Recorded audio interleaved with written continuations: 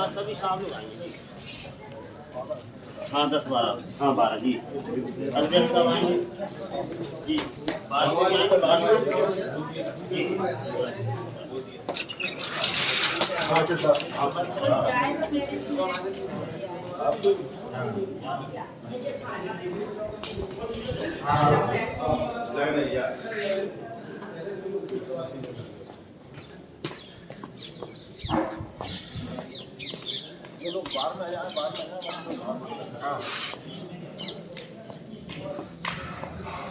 दादा मैम की भी मंगाना, आपकी भी जोड़ देना।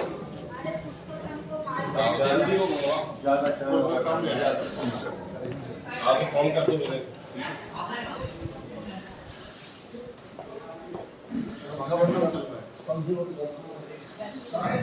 गर्मी नहीं, वो सफाई की होगी ना।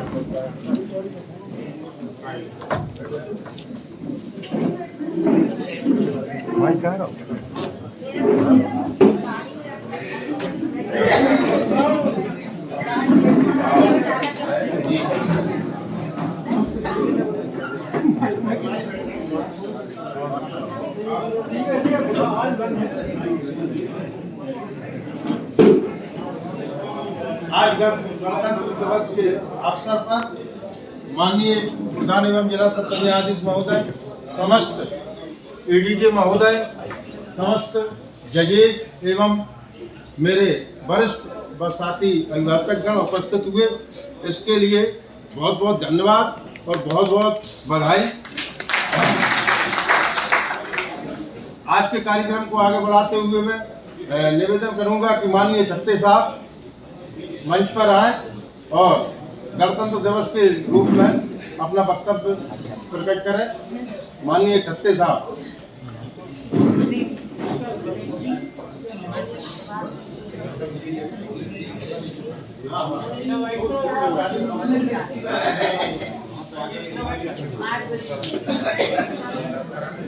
आदरणीय जिला सत्र न्यायाधीश महोदय और सभी न्यायाधीशगण, अभिभाषक संघ के अध्यक्ष, कार्यकारिणी और मेरे सभी अभिभाषक मित्रगण,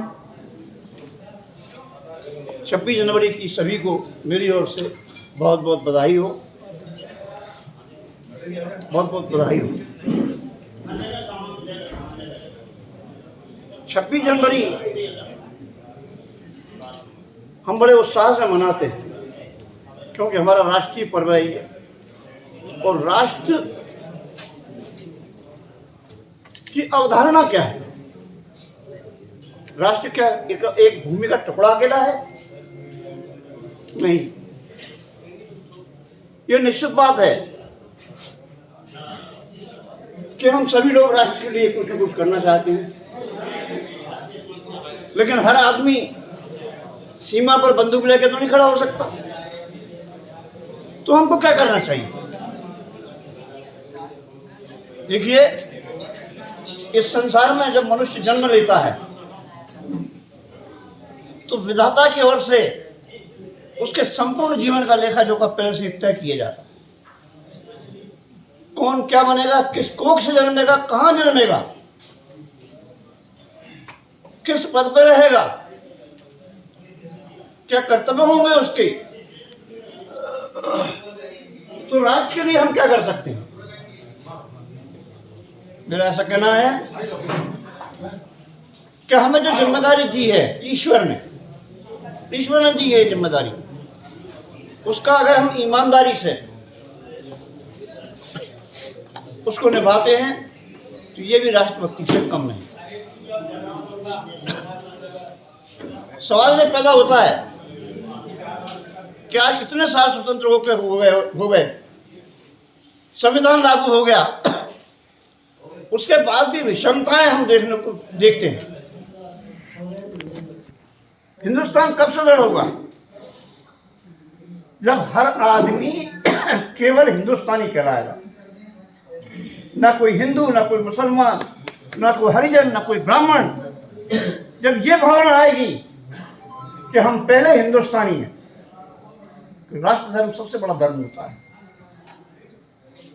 अभी कुछ दिन पहले मैंने टीवी पर देखा, बड़ी विसंगति समाज में, बड़ी पीड़ा होती है इन चीजों से, कि एक बारात निकल रही थी और उसकी सुरक्षा के लिए 200 जवान लगी हुई थी। दिल्ली की घटना है, कुछ दिन पहले। आप अर्थ समझ सकते हैं। अभी भी ये स्थिति है कि किसी दलित की बारात निकालने के लिए उसको सुरक्षा की जरूरत पड़ती है। हम किस सोच में जा रहे हैं, कहां जा रहे हैं? हम हिंदुस्तानी नहीं हो पा रहे क्या? अभी एक शादी में मैं गया, मैंने वहां देखा तो कचरा डालते हैं,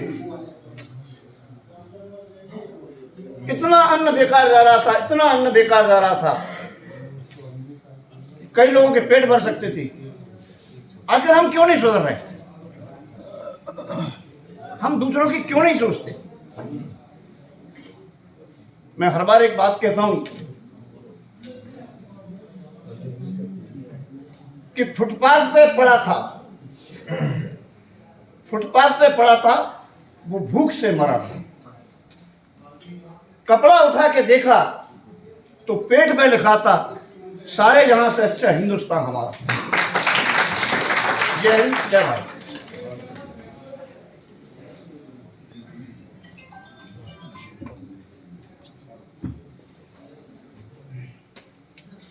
नौ बजे कलेक्ट्रेट में झंडा वंदन का कार्यक्रम रखा है, जिसमें सभी लोगों को वहां उपस्थित होना है और हमारे प्रधान एवं जिला सत्र न्यायाधीश महोदय को वहां पहुंचना है। समय अभाव के कारण मैं माननीय प्रधान एवं जिला सत्र न्यायाधीश महोदय से निवेदन करूंगा कि गणतंत्र दिवस के अवसर पर संविधान के उद्देश्य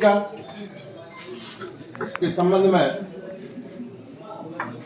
हमें अपने वचनों से अभिभूत करें। माननीय जीजे साहब, श्री आर्य साहब।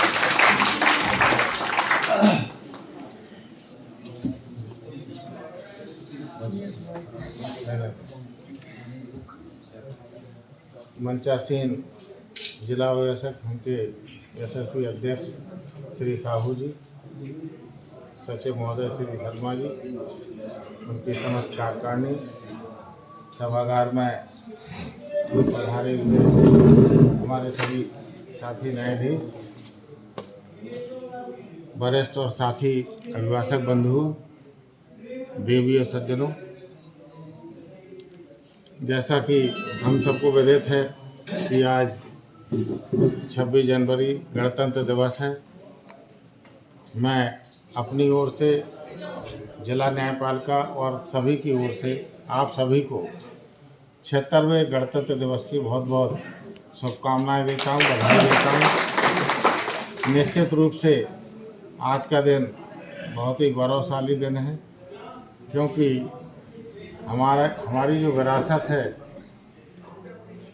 जब हम देखते हैं कि आज़ादी के पहले हमारा देश अनेक पंथ और अनेक साम्राज्यों में बटा हुआ था और उसको एक छतरी के नीचे लाने की आवश्यकता थी। हमारे महापुरुषों ने अथक प्रयास करके देश को एक किया, गणतंत्र किया। गणतंत्र का अर्थ, जैसा कि अभी साथी अभिभाषक महोदय ने बताया, निश्चित रूप से बहुत विस्तृत है। जहाँ तक मैं सोचता हूँ, गणतंत्र का सही अर्थ जो हमारे संविधान में समझाया गया है, उसका मतलब ये निकलता है कि हर आदमी को, हर व्यक्ति को जो भारत देश का निवासी है, नागरिक है, उसे हर क्षेत्र में अपनी उपलब्धि हासिल करने के लिए एक समान अवसर मिले। इसीलिए गणतंत्र का सही अर्थ यही है कि वंशानुगत रूप से सत्ता का हस्तांतरण नहीं हो सकता हमारे देश में, इसीलिए लोकतंत्र भी है कि अब ऐसा नहीं है कि राजा का पुत्र ही राजा बनेगा, रंक भी राजा बन सकता है, जो हमारा लोकतंत्र हमें सिखाता है। तो समय की नज़ाकत को देखते हुए मैं आप लोगों को 4 पंक्तियों से संबोधित कर अपनी वाणी को विराम देना चाहता हूँ। जैसा कि राष्ट्रभक्ति का माहौल है, किसी ने बहुत खूब लिखा है, निशाने चूक गए, निशाने चूक गए, निशान अभी बाकी है। निशाने चूक गए, निशान अभी बाकी है, शिकार गाह में अभी मचान बाकी है। फिर एक बच्चे ने लाशों के ढेर पर चढ़कर कह दिया कि अभी खानदान बाकी है। अरे वो ज़मीन बांटकर, जैसा कि देश आज़ाद हुआ था तो बंटवारा हुआ, भारत पाकिस्तान अलग अलग बने, फिर बांग्लादेश अलग हुआ। अरे अभी वो ज़मीन बांटकर खुश हो गए, उनसे कह दो कि अभी आसमां बाकी है। तो हमें कोई भी ताकत नहीं बांट सकती है यदि हम सब एक रहें, राष्ट्र के प्रति अपनी सच्ची श्रद्धा और निष्ठा रखें। और मैं इस अवसर पर सभी से ये अनुरोध करना चाहूँगा कि हम जो भी काम कर रहे हैं उसको पूरी निष्ठा और ईमानदारी से करें। यही राष्ट्रभक्ति है, यही सच्ची देशभक्ति है। धन्यवाद।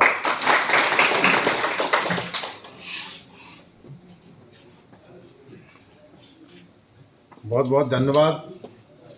अब मैं समय अभाव के कारण फिर मैं क्षमा चाहूँगा कि समय अभाव के कारण सब लोगों को बोलने का समय नहीं मिल पाएगा, इसलिए हमारे अभिभाषक संघ के अध्यक्ष श्री चंद्रशेखर साहू जी से मैं निवेदन करूँगा कि वो आए और अपना वक्तव्य प्रकट करें। चंद्रशेखर साहू।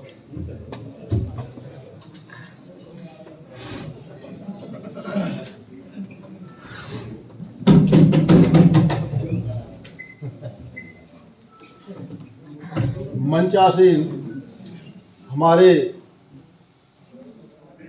प्रधान जिला एवं सत्र न्यायाधीश महोदय, मैडम डीजे, हमारी माननीय न्यायाधीशगण, सीजेएम मैडम चली गई, कटारिया मैडम, हर्षिता मैडम, प्रिया मैडम और चौहान मैडम, हमारे राजपाल साहब, पाटीदार साहब, क्रिकेटर साहब, हमारे अभिभाषक संघ के यशस्वी सचिव रामनिवास जी, हमारे चीफ डिफेंस काउंसिल के सभी सदस्य,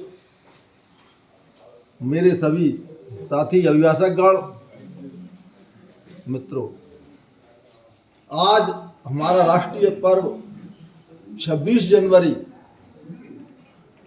जिसे हम गणतंत्र दिवस भी कहते हैं, पूरे हर्षोल्लास के साथ में पूरे देश में मनाया जा रहा है। ये हमें खैरात में नहीं मिला, इसके लिए हजारों लाखों लोगों ने कुर्बानियां दी हैं। 15 अगस्त 1947 को देश आज़ाद होने के बाद